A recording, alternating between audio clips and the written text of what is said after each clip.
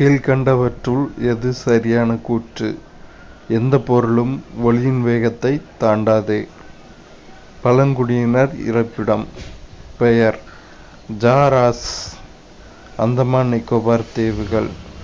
கோராகோ, தமிழ்நாடு. இந்த 2 மட்டும் கரெக்ட், ஏ மற்றும் சி. ஃபேம் திட்டத்தின் நோக்கம் பொது போக்குவரத்தை மின்மயமாக்க. இந்திய அரசியல் சாசனத்தின் அடிப்படை வடிவத்தை மாற்ற இயலாது என்று கூறிய வழக்கு கேசவானந்த பாரதி விசஸ் கேரள அரசு. இந்திய கூட்டாட்சி முறையை கூட்டுறவு கூட்டாட்சி என விவரித்தவர் கிரான்வில் ஆஸ்டின். எந்த 5 ஆண்டு திட்டமானது விரைவான, நிலையான மற்றும் அனைத்தையும் உள்ளடக்கிய வளர்ச்சி என்பதை நோக்கம் மற்றும் உத்தியாக கொண்டிருந்தது? 12வது திட்டம்.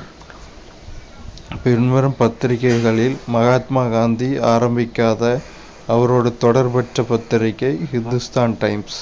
அப்போ மகாத்மா காந்தியோடு தொடர்புடைய பத்திரிகைகள் இந்தியன் ஒப்பீனியன், இது சவுத் ஆப்பிரிக்காவில் இருக்கப்போ காந்தி எழுதினது.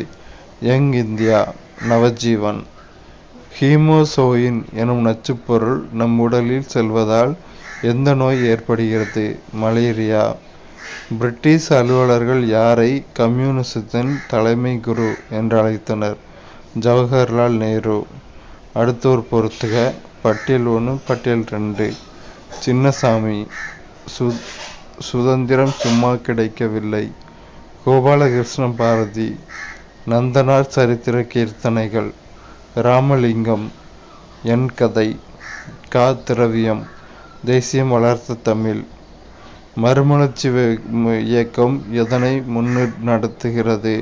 சமூக மறுசீரமைப்பு. கீழே கொடுக்கப்பட்டுள்ள தமிழக மாவட்டங்களை கருத்தில் கொள்ளவும். அதிக மனிதவள குறியீடுள்ள மாவட்டங்களை தெரிவு செய்க. கன்னியாகுமரி, விருதுநகர், தூத்துக்குடி. அவ்வளோதான்.